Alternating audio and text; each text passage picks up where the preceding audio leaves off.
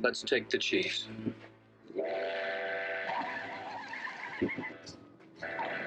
I hate those guys.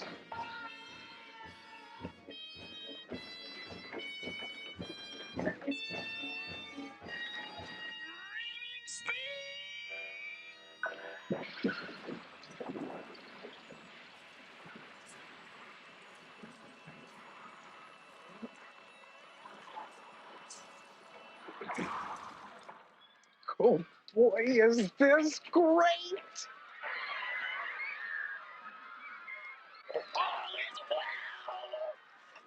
You can take your thumb out of my ass anytime now, Carmine. Remake!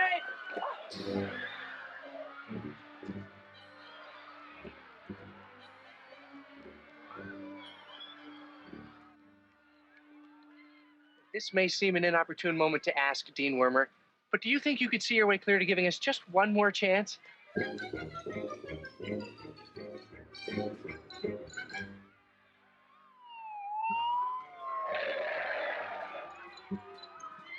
Daddy! Mom! Dad! This is Larry Kroger, the boy who molested me last month. We have to get married. We should discuss this some other time, sir. I know that you're very busy.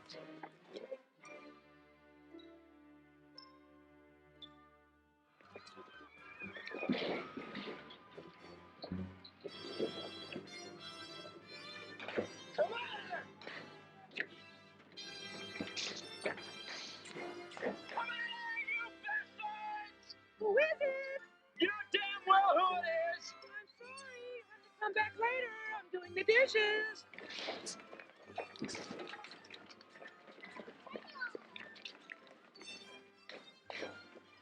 Greg, look at my thumb. Gee, you're dumb.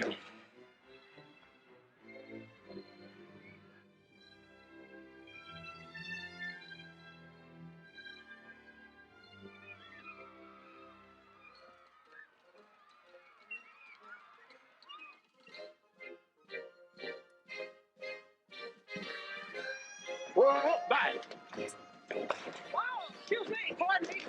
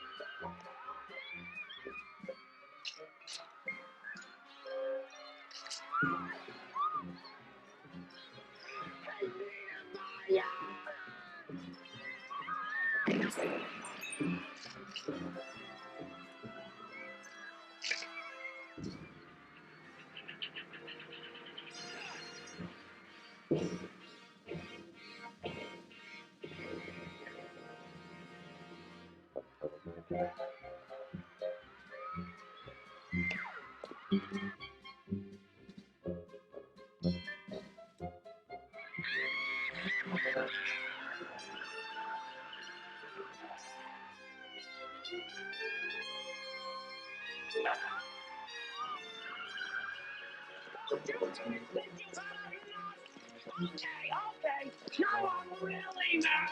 Now you had it. Officer, please, for God's sake, please, they're looting the Food King. Come back and fight.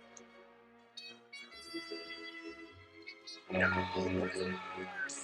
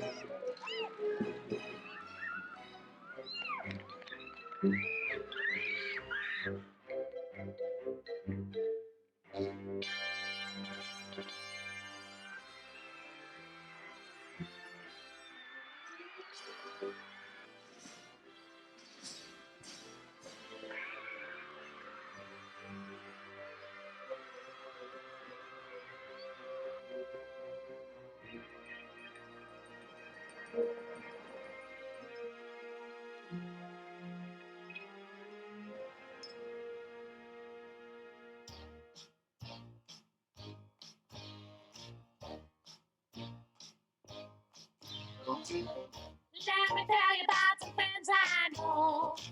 They're kind of crazy, but you dig the show. They can party till the break of dawn. And tell the kind you can't go wrong. On a he's got ladies man. Every girl falls. Hello, hello. Everyone sit tight. We're just about to get started. We need to swap the projector over. We have several actors from the film that have joined us via Zoom, and we're waiting for a couple more to join us. Also, we have two microphones, one there and one there. If you have a question. Bruce, you're going to get on camera so they can see. Oh, they're going to see. Thanks, Cass. And Come on, there everyone Bruce. is. Hello, Do There Bruce. you it. are. There's your All right. Dennis, Sherilyn, can you hear us? Check, check. Microphone. There he is. Here he is. He exists. I'm not sure if they can hear me. Hang on just a second. Past my bedtime, but I'll do this. Okay. For those on the video call, can you hear me? Yes or no?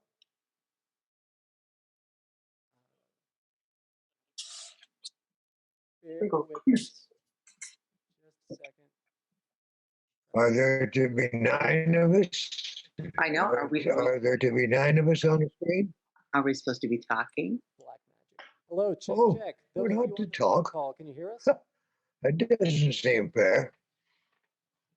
That's supposed to be Oh, I see us up on the wall. Yeah. I wonder if they can hear us. okay. We'll find out soon enough. Yeah, nobody's yelling at us to shut up. So Hi there. Hi, everybody. We're a little bit of tech issues. We need to. They can't Say hear us right now. something Just a second. interesting Hello? about homegrown tomatoes. What is Did anyone else know that song? Hello. Homegrown tomatoes? Well, there's only 2 things that money can't buy, and that's true love and homegrown tomatoes. There's my poet. Do you know Izzy ran for mayor? I had a little, Okay. I feel like they're talking, but we're not here we hearing. go. They need their microphone on. Right. Do you think they would know that? Okay, where's Niedermeyer? Oh, they're typing to us. Mark. Mark. Will do. They want to know when we hear them. Not yet. Can you hear us? I yet? swear everything worked yesterday. It always like that.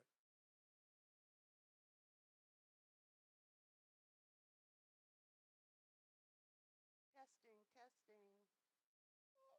Check, check. Hello, hello. Can you hear us now? Yes, Still no? silent.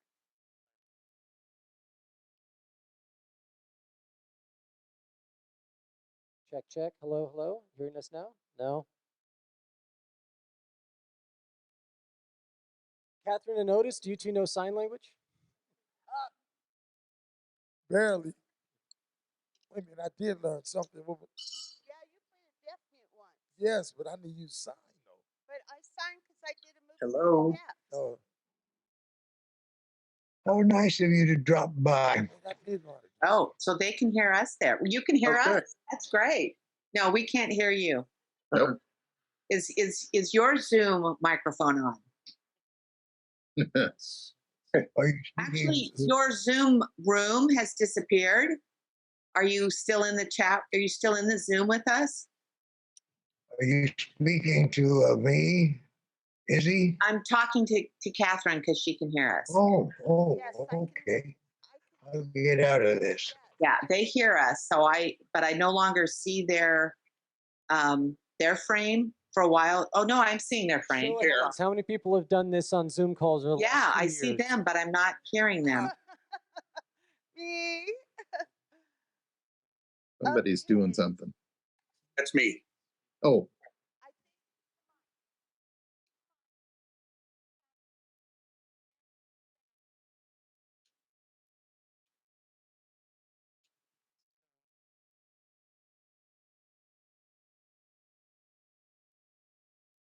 Okay, check, check. Can you hear us now? oh yeah. Okay.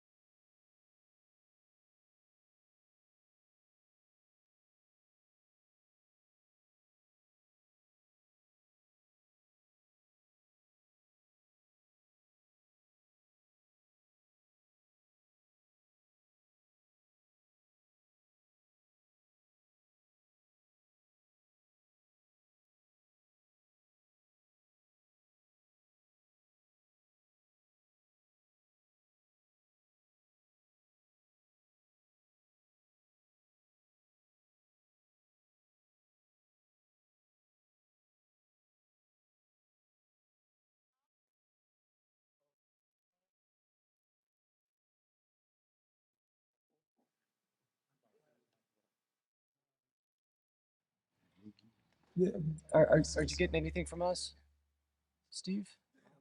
Are you getting any?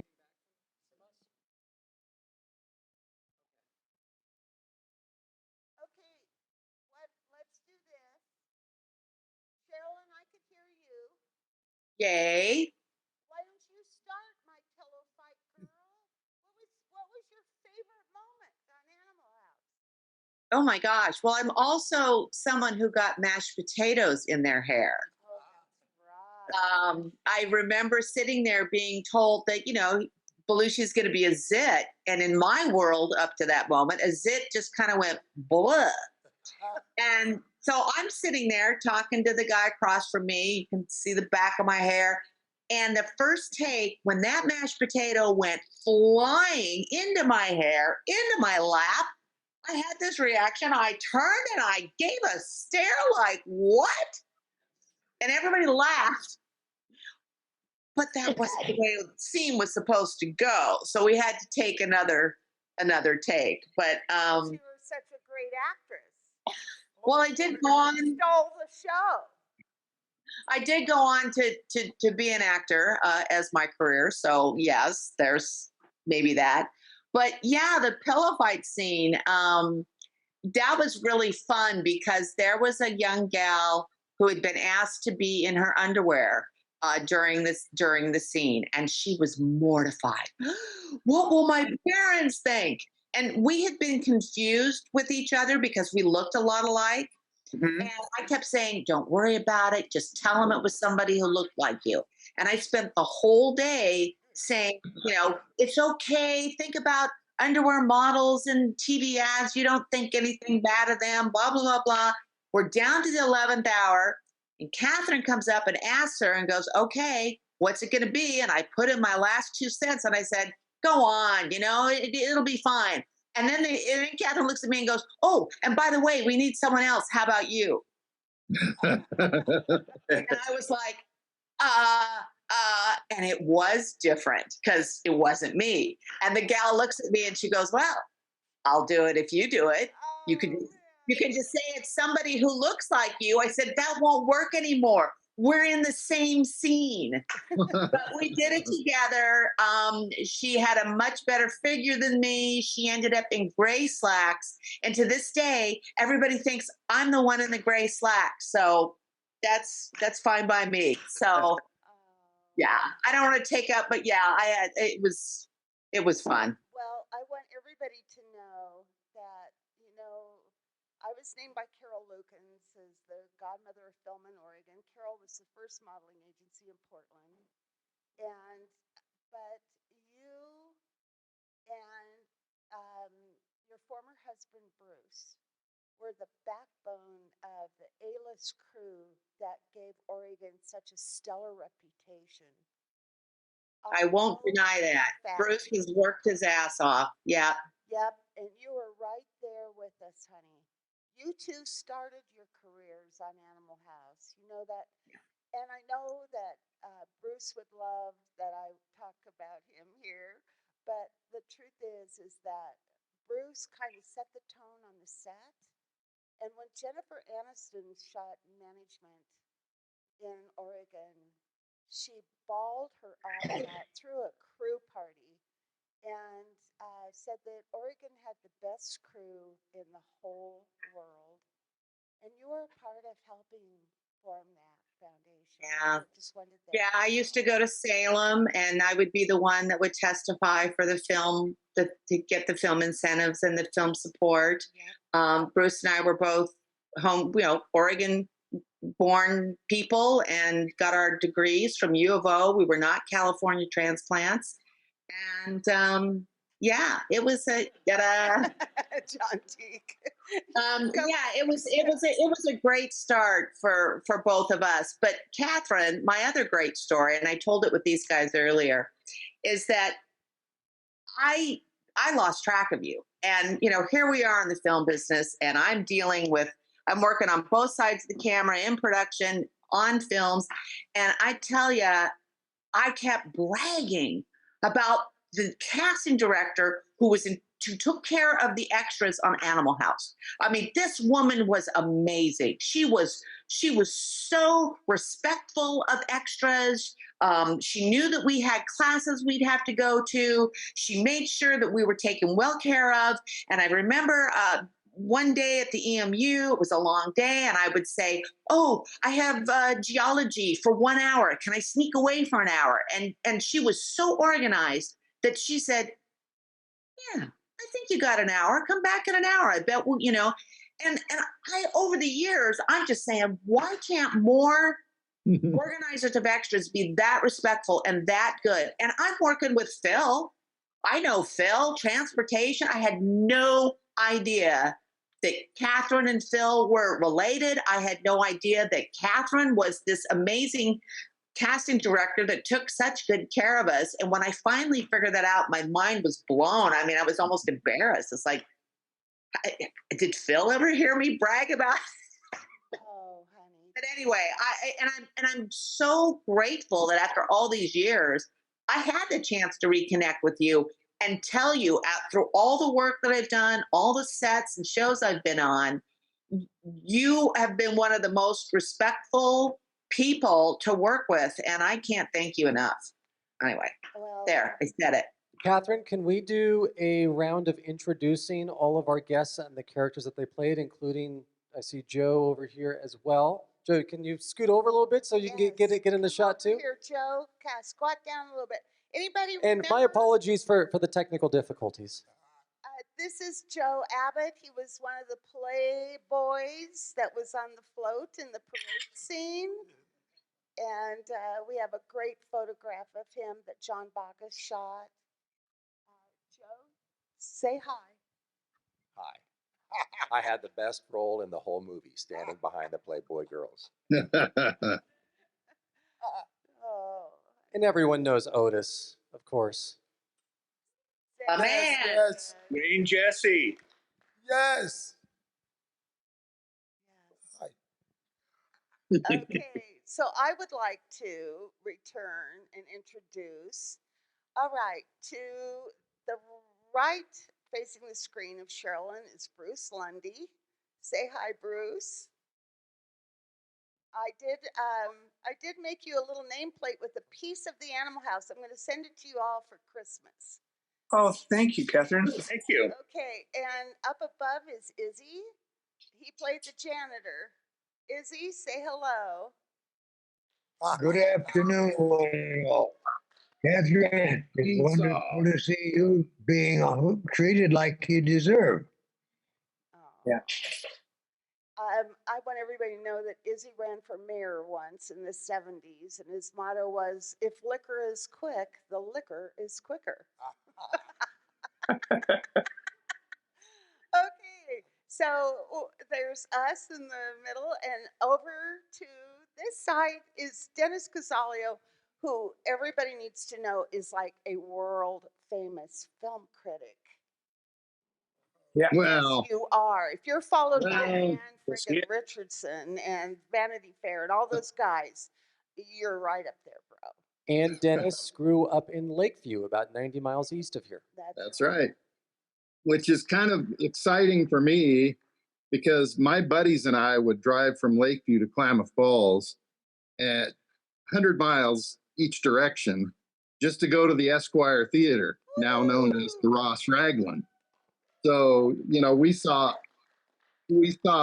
Alien on opening night. I saw Cuckoo's Nest here, Towering Inferno, and now my big fat mug is up on the screen. Pretty exciting. Yes. Would somebody get a picture of him up on the screen for us? Okay, we've Ooh, got that'd the be great. greatest photographer girls over here. All right, and underneath you is John Teague, aka Dump Truck. Hello.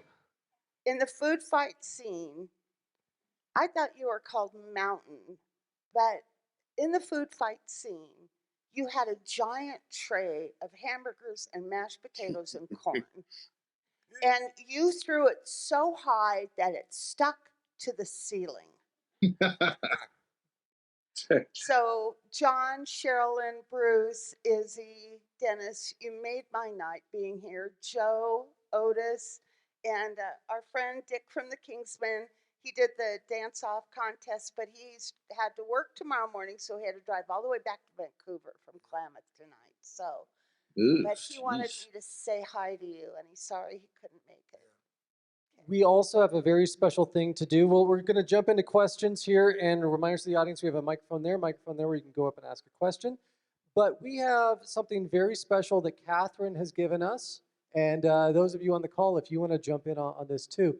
Catherine donated to us an actual piece of the Delta House. The Delta House was torn down in Eugene in 1986. It was built in 1903. And we have held a little bit of a silent auction tonight. So far, our high bid is $150 from Joe Abbott, one of the actors from the film. The funds from this are going to go to Klamath Film, the organization that puts it on. We have a letter of provenance from Catherine proving this is not just a random piece of wood that we pulled out of somewhere and are trying to con it off to someone.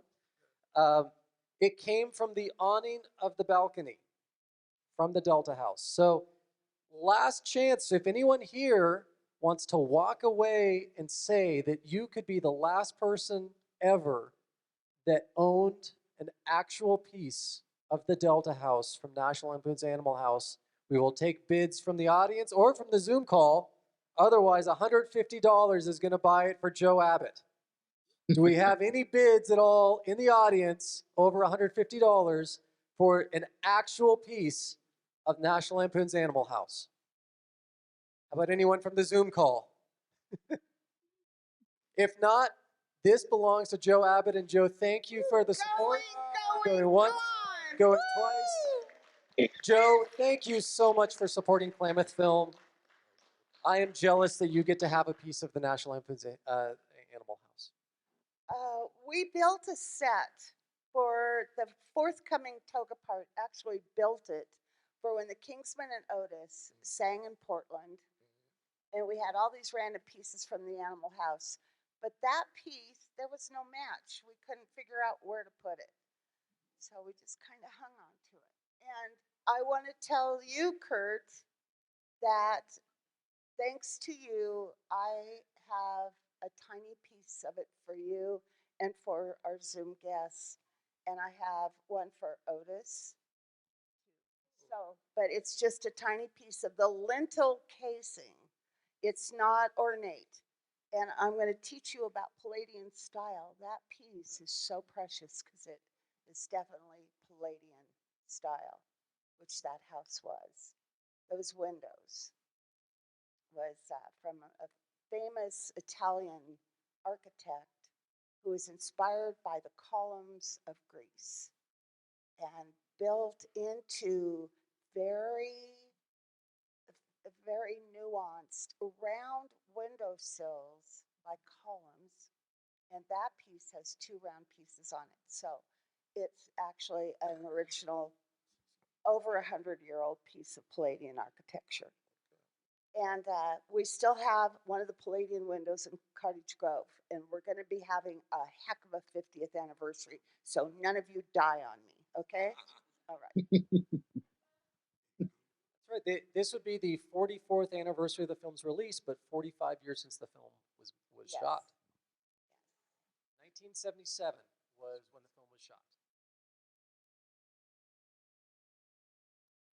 Does anyone from the audience have a question for any of the cast members from Animal House? You're welcome to step up. Otherwise, it's just us chatting with these wonderful folks who decided to join us tonight. I also, like Catherine, this is a very, very special night for me. I grew up in Eugene. I was almost born at the Dexter Lake Club. I was 3 weeks overdue, and my dad was a sailor, and they were so bored in the house waiting for me to come along that they decided to go sailing. So they took the boat out onto Dexter Lake, and once they got on the water, my mom went into labor. So it was get back to the dock, put the boat back on the trailer. Can we make it to the hospital, or do we just need to pull over to Dexter Lake Club and deliver this kid in a booth?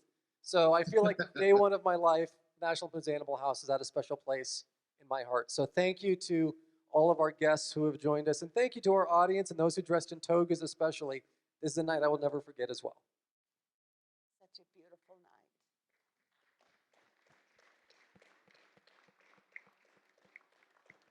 We have a question over here. Mark Newport. All right.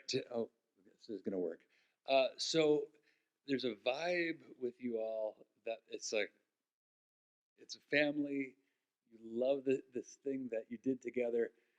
But while you were doing it, it had to be a lot of hard work. Early calls, cold weather, who knows what's going on the set.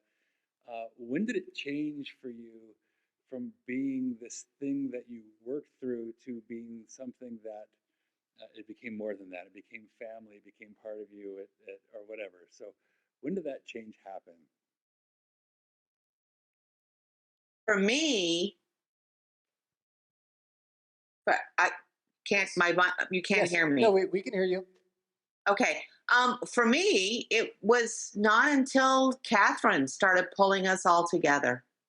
Again, it goes back to Catherine. I mean, for me, it was just this movie I did in college. It was my freshman year. I didn't know any of you. I didn't hardly know any of them. But once Catherine started connecting us together through Facebook and being so good about, I was like, oh, I remember him. Oh, I remember that scene. That it wasn't until she started kind of pulling us all together, and recognizing, what was the thing you had in Eugene a few years back that we came out to see? Was it something your students had done? Documentary? Documentary or Yeah. yeah, and just bringing us out. We all came down. I think we brought our kids to that, and yeah, it was for me. I got pulled back into the fold. Maybe there was a group that kept it together, but for me, I didn't get pulled back into the fold until Catherine. Well, Catherine's always had a very special place in my heart, whether she's realized it or not. And even though I decided that my acting career would end with Animal House, I figured why not go out on the top. So, but I was just out of school and I was so broke. And I couldn't find a job. And I saw this advertisement for this movie. And I had done, like everybody else, college plays and some radio stuff and wasn't particularly talented, but I really needed a job. So I think she took pity on me and I ended up getting hired. And then I do hold a record. I do hold a record for Animal House because I was the person fired the most during the filming. I was fired twice and I got hired back instantly. Mr. Landison, I got into a shouting match. He's the director. He gets to shout. The extras do not. But then I got hired right back. And then I got fired after the food fight by being too exuberant and throwing too much food into the ceiling. But that's what I was. Yeah, and I'm lucky that I didn't get fired after I had mashed potatoes in my hair. Yeah, I know. I still have pee. I've saved two of the jackets that I wore in that movie, and one of them still has some pee residue. So anyway, yeah, Catherine got me a job when I really needed it, and even though I went on to do other things, I've always felt that was a great opportunity for me, and helped me a lot in my abilities to be able to speak publicly. I do a lot of presentations in my work, etc. And I didn't go broke. I wasn't a homeless person. Thanks, Catherine. Thanks. Well, I will jump in. I wish I could have kept something from the cheerleading uniform because I was in it. I mean, it was the food fight scene. It was the mashed potatoes in the hair. It was pillow fight scene. And then the courtroom scene, I was one of the cheerleaders. And I just thought those were the coolest costumes. They were. I see. I'll jump in with my Catherine story. Too. Mr. Mark Metcalf, a.k.a. Douglas C. Niedermeyer. Let's give everybody give him a great welcome. Hello. You may also remember Mark as the maestro from Seinfeld. Thank you. I'm sorry I'm late. I had a little emergency. Well, and But I'm okay. I need to apologize. I know you can't see me. I'm on stage right now. I am wearing a pledge pin on my uniform.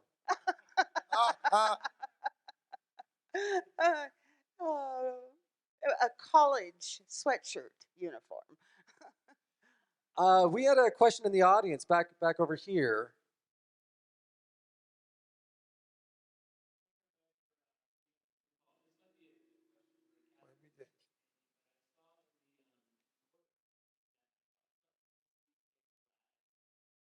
We can't hear you, honey. Just a sec.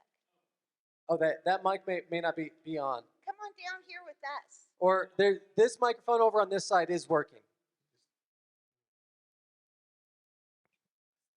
Bear with us, and thank you everyone on the Zoom call for joining us. We appreciate it. Stand in front of it. I just want to reiterate what Kurt said. Thanks so much, all you guys, for joining us on the Zoom call. My question is about the courtroom scene. I thought I saw a Tennessee state flag, and I just noticed that because that was where I'm born and raised. I know most of the film was shot in Oregon, right? But does the actual is the film supposed to take place in Tennessee? Just kind of a random question. Maybe a question for Catherine. Honey, set deck had to go to Goodwill. That's the answer to your question. It's supposed That's to be awesome. Dartmouth. Dartmouth. It's supposed to be Dartmouth College. It's that red flag in the courtroom scene. But anyways, just thought I would ask. Where's Dartmouth, Kurt? Hey, it's an Ivy League school. Is that New Jersey? Yeah. New Hampshire. It's not, Tennessee. Do we have any other questions for our crowd? Otherwise, it's just us chatting up here. Okay, well, I have a question. Mr. Otis Day. What? How many times have you had to sing shout? Man, you know what? If I had like a penny for every time I'd have to do it, I would be living on the moon. I'm serious. I mean, I thought about that, and it's like crazy, man. I can't even imagine. I can't. I don't know. How about how many toga parties have you attended in your life? Oh my God, that's even worse. Man, shoot, a million. Let's say that. Forget it. A million. Hey, Mark. I'd like to say something Mark looks crazy. about Otis. What? Do you know that this man is an ambassador of love? Oh, wow. When you came and worked with the students I worked with, and I think I've brought you up here about 5 times now. Yeah. You bring so much love to every show that everybody leaves feeling like they've been blessed. Okay. And I just want to tell you how much I love you for that, for you, what you went through to get here today. Oh, boy. Yeah. So, It's Mr. worth it, Ambassador of Love, that's your new nickname. And Thank you. That's who you are. Okay, thank you. Okay, Catherine. I have a question for Mr. Mark Metcalf. Now, I know you've performed many roles over the years. I know you probably can't hear me very well. I'll speak up. I know you've performed for many years, but how many times a day do people ask you if that's a pledge pin on your uniform? Or how many times do people bring up Animal House to you? It's probably more than anything else, right? Oh yeah, more than anything else. Some little bit of Seinfeld. Nobody ever recognizes me for Buffy the Vampire Slayer. I do. Okay, good. Thank you. Oh, pray tell. But not too much anymore. I'm all hairy now, so nobody thinks of me as Niedermeyer. I hope. But used to be in Milwaukee, where everybody's drunk most of the time. They recognize me a lot. But out here, I live in Oregon now, and not so much here in the days of COVID. May I ask a question of Mr. Metcalf? Of course. Yes. It's interesting because I was just an extra, a freshman. The 3 scenes that I did, the pillow fight scene and the food fight scene and the courtroom scene. And then I went on to go into the film business from within Oregon. We have done quite a bit over the years, but out of all the stuff I've done, the only thing people want to hear about is my time in Animal House. You know, it's like if I have to do a bio for a theater piece or something, I always have to put in that Animal House was my first film. When we started this tonight, we were all asked what was our favorite part of Animal House. And I'm just curious, what was your favorite part? I remember sitting there in the bleachers watching the whole golf ball on the you know, I got called in from Thanksgiving. I spent Thanksgiving and I had to go back down and I sat there and watched that whole scene and they never got around to us. But I can't imagine, there's so many great scenes. What was the most memorable thing from that film for you? Probably that scene riding the horse. I mean, the horse was a really great horse, and I became very close to the horse. And but working on that scene, it was the largest scene that I had, so there was more chance for nuance. And then I had to manage the horse at the same time. And it was a wet field, and it was tricky with the horse in the wet field. I'm glad I got to see you do that. I was there the whole day, and I watched. Yeah. Were you there because there was going to be a scene with it as a cheerleader? Okay. Right. Yeah. In fact, when I was first hired, I was supposed to be the one in a classroom where Belushi was going to look up my dress. But because I was a university student, they wouldn't allow the university student to have it done. And so they just kind of consolidated it and let, I don't remember which one, whether it was Mandy or whatever, but they had her on the bleachers and then him looking up her dress. And so the bit got changed. But there's a bit of movie backstory for you. Going back to the horse, I think Izzy probably has a story to share about the horse as well. Say that again. Izzy, I think you got really close to the horse as well, just like Mark. I got close to the horse? Yeah. Oh, I think he's referring to that dead horse in the dean's office. Oh, yeah. That was a fun scene. You had to cut my horse in half. Yeah, right. I recall Landis wanting me to start the chainsaw with my, up above my head. And I cut enough trees down before. Can't hear you. Oh, bandwidth is low. I guess we'll never know that story. Yes, we will. Would tease me. And he said, let him tease you. And so that's how the chainsaw gets started, way up in the air, very dangerously, but it got laughs. Well, I don't want to ask a question of Mark Metcalf. I want to thank him because during one day, you gave me some of the best advice that I've ever gotten. I still use it to this day, 45 years later. We were all kind of standing around courtroom scene and go, man, how you doing? And I said, I'm kind of bummed out. I had 3 lines and they've been cut. And you said, the same thing just happened to me in a movie with Jane Fonda. And I have one question for you. And I said, what's that? He goes, did the check clear? And I said, yes, it did. And he goes, then you'll be fine. And that has stuck with me. And every time I've drafted something up that was going to be used and was thrown out, I always remember I got paid for it, so it doesn't make any difference if it was used. So good advice. I'm surprised I was that mercenary back in those days, but pragmatic, but it's true. As long as they're paying American money, or I guess nowadays Canadian money might be worth more. But. So did your experience working on this film have any influence on you finally ending up in Oregon? No.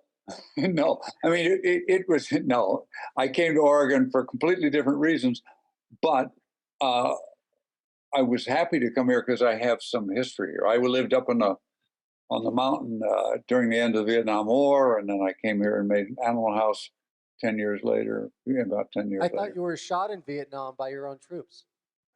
Well, yes. But they were very sorry about that, and they brought me back to life.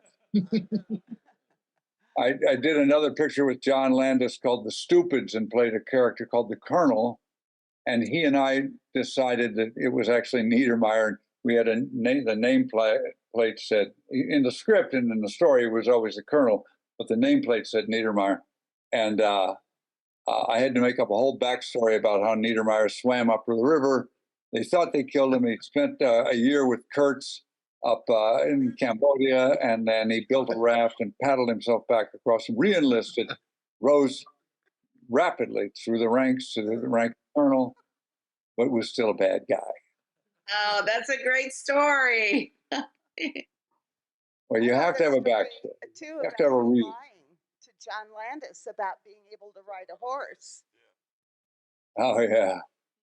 Yeah. Yeah. I was called. When I auditioned. Yeah, I was called in to audition for Tim's part, Matheson's part, Otter, and I thought that'd be fun. I would get the girl, and as soon as I walked in the door, Landis said, "Do you know how to ride?" And I'd read the script, so I knew what he was talking about. I knew it was a great acting part. And I said, without missing a beat, I said, know how to ride. I was practically born on a horse. My mother's water broke when she's out on a trail ride at our ranch in Montana. She slid off the horse. My father delivered me, and he delivered calves so he could deliver me right in the shadow of the horse. And we got back and wiped me off and dragged me through the river a little bit to wash me off. And, got back on the horse and went home. So, and Landis looked at me and said, yeah, right. And I told him 4 or 5 more lies about how I knew how to ride. And then the next day he called me and said that he wanted me to do it. And I said, great, John, do you think you can get Universal to give you $200 so I can learn how to ride? And I went and took lessons. So, yeah. Did they give you $200? Yeah. Oh, yeah. They paid for me to take 3-4 weeks of lessons with Claremont Stables with this little German woman who had a riding crop. I think I might still have the bruises. What, was she riding you? Once in a while, yes, ma'am. I hate to say this, but it's 10 o'clock. We need to start kind of wrapping things up a little bit, but I think we should give all of our special guests here an opportunity to say some closing words. Maybe we should go around to each one. Let's start with Bruce Lundy. We haven't heard much from him. I guess I should say, I auditioned for the film. I was a freshman at U of O. I hadn't met Dennis yet, but he became my best friend on the set. But at first they didn't respond to me, and so I kept bugging him. And finally I sent a letter to Peter McGregor Scott, who is the unit production manager, and basically told him, well, I was told I might be a good freshman and blah, blah, blah. And so I guess they got tired of me bugging them. So finally they hired me. But I was so happy and I had a great time. I skipped all my classes I got a straight C's that quarter. My parents were not too happy, but I had so much fun, and neither Dennis nor I drank beer or smoked pot or anything. We just were like 2 nerdy kids who loved movies, and it was a great time. The other thing is that my first scene that I shot, they told us, I think Landis or the Cliff Coleman or somebody told us that we might have to be in boxers or something like that. So I was ready for that. But then my first scene, they told me I was going to be wearing a diaper. So take everything off except your tidy whities, and then we'll put this diaper on you and this Cupid hat and something. I was mortified, and I'm sure it showed because they didn't use it in the movie. They cut it out. Probably because Bruce Lundy was so awkward looking, mostly naked, standing there in a diaper. But yeah, but it was a blast, and I'm so grateful. And Catherine, you're the best. You have just been a gem all this time. And thank you so much for the gift of this movie and for chasing Dennis and me down in that movie theater that night to try and get us to come to work the next day. Honey, you just... I needed you. Peter McGregor Scott showed me your letter, and he said, you hustle him. Aww. Yeah.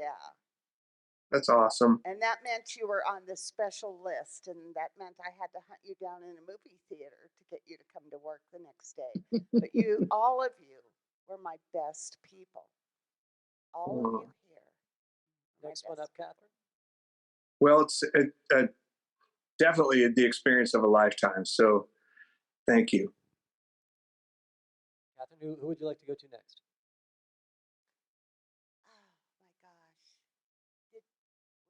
All we heard from Joe was hi. Joe, your final thoughts, sir? It was, I went out like John at the end of this movie, so I went out on top. This is the only movie I've ever been in. And when the time came to get off that float and hand our tuxedo rental uniforms over to the stuntmen, I talked her into letting us college students do the stunts. But first we had to sign paperwork that we didn't understand. She just said, sign this thing. And so we signed it, and we got to do the stunt into the pole vault pit off camera. My clip ended up on the cutting room floor. The other Joe Tux made it into the movie. But she made us join the Stunt Actors Guild for one day, and it doubled my pay that week. I got $180 instead of $90 for a week of work. And I love you. You were great to all of us. I love you too. Yeah, you know, my job was to protect the little people. That's my job. And you did a great And you did a great job. Well, I'm going to tell you this. I don't remember who said it, but it was a very famous director, James Ivory. And he said that the littlest person on the set is just as important as the biggest star. And that happened on Cuckoo's Nest, where Michael Douglas, the producer, said the smallest job on this movie is just as important as Jack Nicholson. And I learned that from him. So you were. It takes a village. In the interest of time, can we move on to our next person to say goodbye? Who would you like to go to next? I don't know. Who would like to say something? It's up to you guys. It's Izzy. Izzy got voluntold by Otis.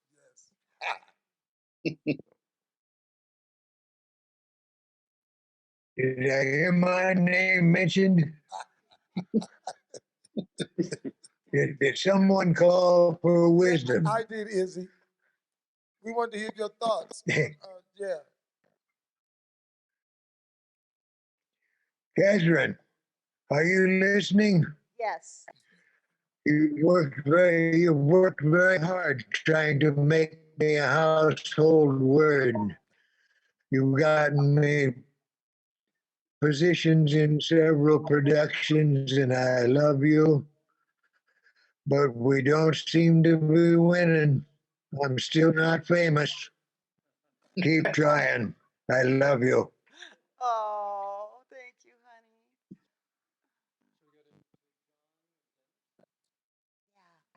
I'd say I would pick up on Bruce's story, and I still marvel 45 years later that Catherine figured out how to find us.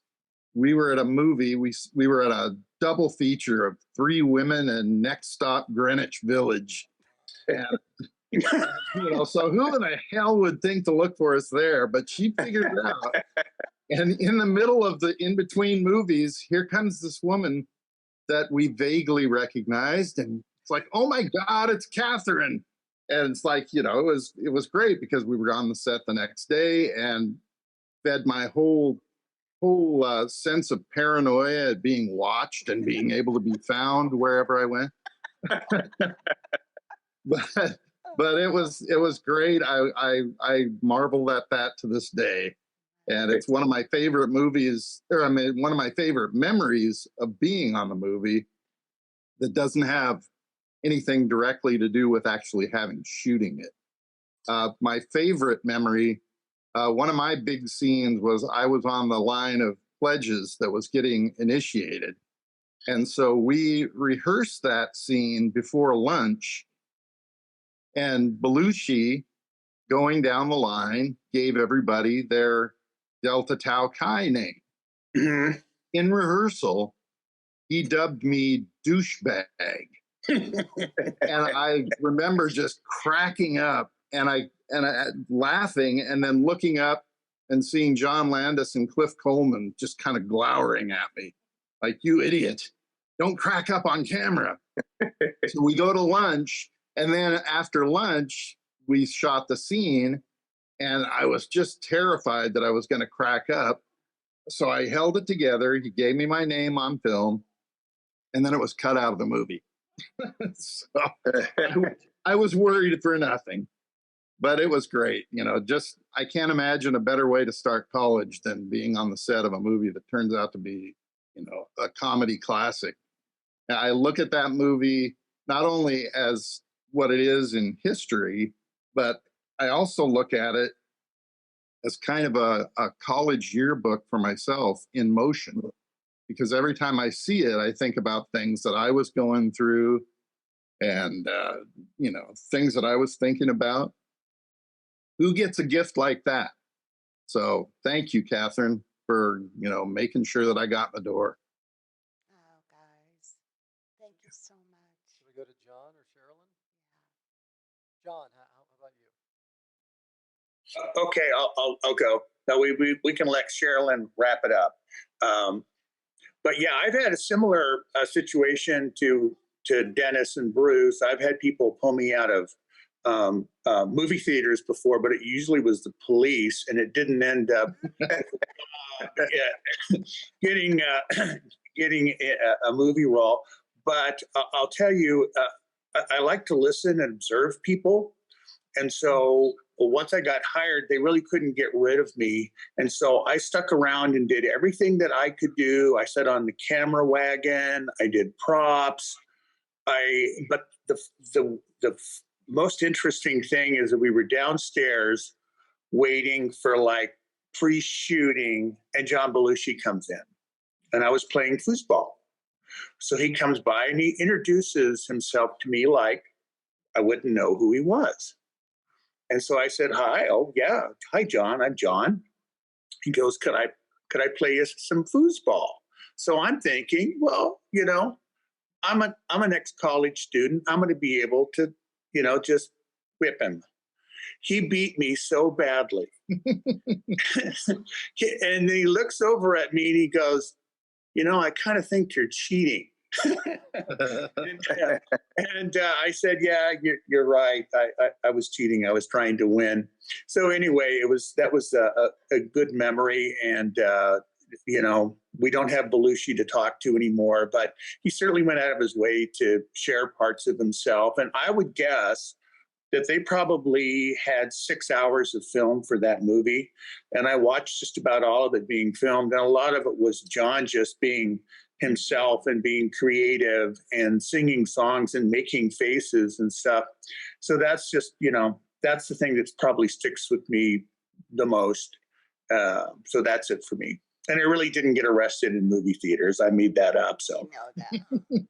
Thank you for bringing John Belushi into this room. I saw him in LA. I ran into him at Azof's house. I was with a rock and roller named Peter Wolf in the Jake Giles band. And Belushi was doing a deal, and the Eagles were there. And I walk in and he goes, Legs, what are you doing here?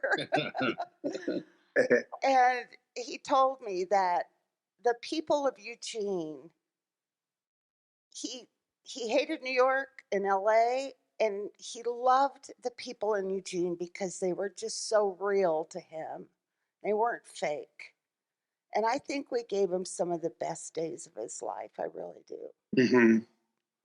So thanks to all of you. I know, Dennis, you had a moment with him. We all did. Yeah. And, I was studying for a class that I was sure I was going to fail. And I went out and sat on a couch that had been abandoned on the Sigma Nu house front lawn, just to get away from it, all the craziness. And I was there probably 5 minutes, and all of a sudden, this guy comes and sits down on the couch with me, it's John Belushi.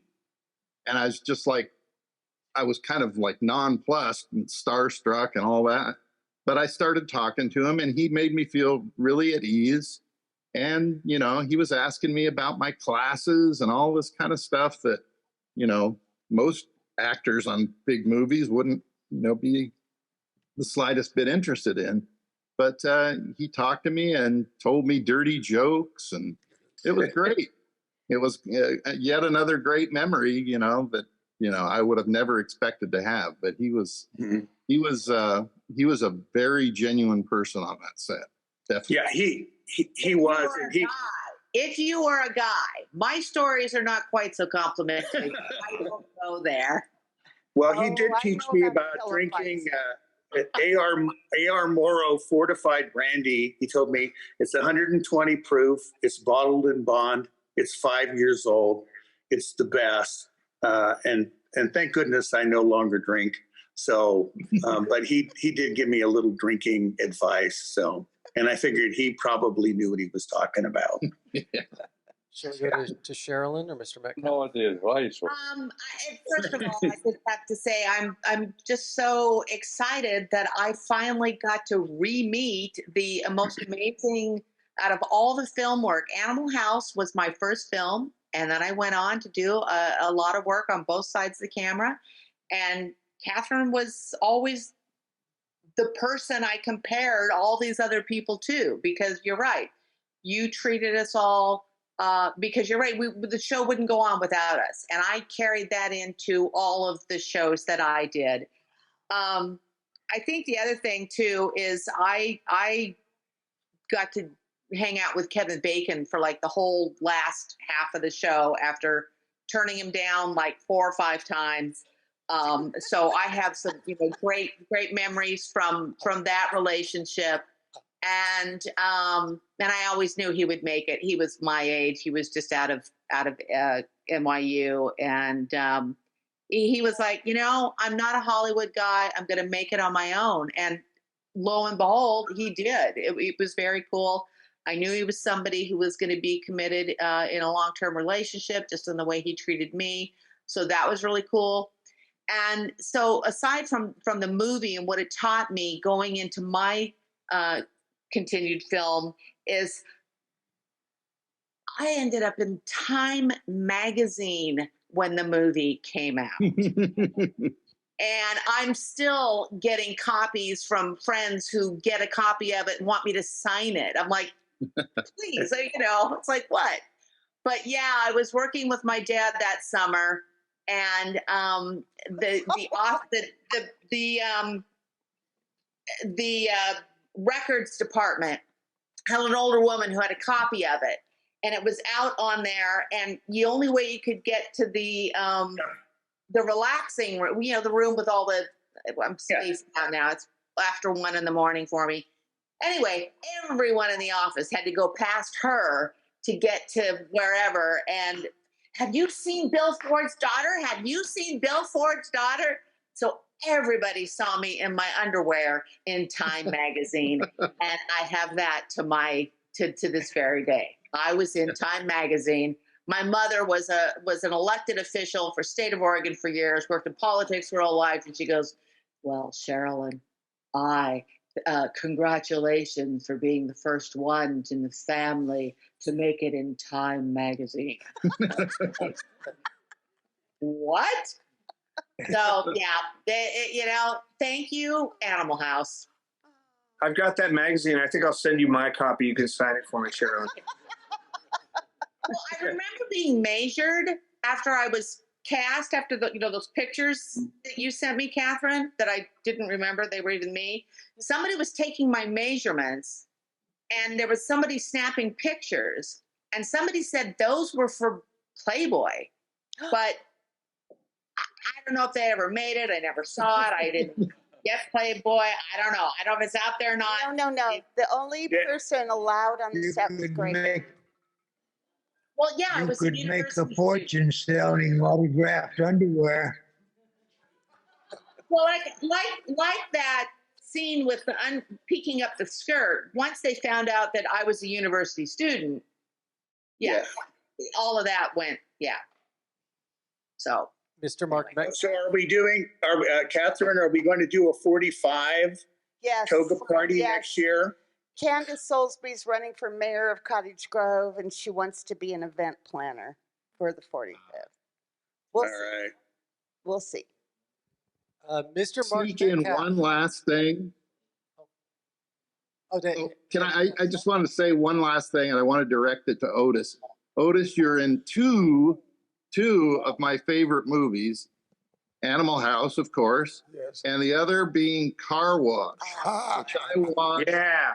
I watch that movie once a year, easy. It's great. Thank you. Mr. Mark Metcalf, any final words for us from Douglas C. Niedermeyer? Oh, boy. No, I don't know where Doug is right now. Sorry. He's passed out in the corner. Yeah, no, I was thinking as you guys were talking earlier that we as actors, the people who are telling the story, who are in the scenes with the mics and all that stuff, we tend to look out in front of us all the time. We tend to, and I think as humans, we just tend to see what's in front of us and not always know what's behind us. But it's really great to listen to all you people, because you were the people that were behind us all the time. And I mean, and in front of us too somehow, but that's like, there's that wonderful pressure, caring, loving, if you care for it, affectionate pressure behind us, because you all give so much to the job that pushes us forward and makes us live better, I think. So I'm very grateful to have been able to be here for the short time tonight and to experience you all again, I guess. Again, I don't remember much about Animal House itself, but Mr. Otis Day, your final thoughts on your experience with Animal House. Well, you know, it created a whole nother person for me. You know what I mean? I went in there as Dwayne Jesse and came out Otis Day. I mean, that's it. Even my relatives call me Otis. That's crazy. No, for real. My niece and my nephew, they don't say uncle nothing. Otis, Otis, Otis, my man. Otis, my man. So if they condition like that, I love it. I used to work in the music business, and I remember the greatest benefit and the biggest curse is having a hit song. Yes, it is. Because you are cursed with that for the rest of your entire existence on this planet. But it's cool. I mean, if you enjoy, you enjoy. But, you know, I mean, it's like when you ask me how many times have I sung a shout. You know, if my life depended on it, I could not. I know it's up there, baby. I mean, for real, it's up there somewhere. Catherine, the last thoughts are yours. I just wanted to say that I think Animal House had some Coyote the Trickster magic going on for it. Yeah, that's something. I think it had magic. The creativity that was coming out every day out of every single one of you was just amazing. You know, Mark Metcalf, one of my favorite scenes is just in the courthouse. You have the guys marching out, the deltas behind you, and your eyes just tell a huge story. It was one of the most brilliant acting jobs I've ever seen. And all of you were just, there was some kind of magic going on. And here we are tonight. And I'm hoping to see you next year. Okay? Well, with that, we want to invite Catherine, Otis, and Joe on stage so we can take a group photo with all of our folks who are on Zoom, too. So, as a reminder to our audience, thank you for joining us for opening night of the 10th Annual Klamath Independent Film Festival. Tomorrow, we show all of our feature films. Sunday is all of our short films, and we end Sunday night with our very special awards. Our awards are handcrafted by the Southern Cascade Woodcrafters Guild. The filmmakers who win get one-of-a-kind art pieces specific to their film. But we want to take a group shot, and I don't want to block Mark there, with Catherine, Otis, and Joe, and our wonderful actors from Animal House who joined us tonight. And a special thank you to everyone who came out in a toga tonight. That is awesome to celebrate with us. Thank you so much for doing that.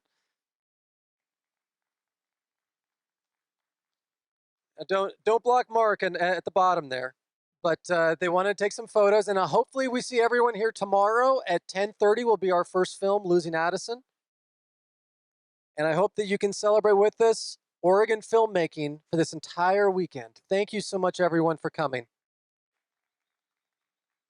And don't thank you out in the lobby as well. Good night. Good night. Good night, everyone, and thank you so much for joining us. And hopefully we see you tomorrow. Thank you. Get your rest. Bye, Get everybody. your rest. We'll use you tomorrow.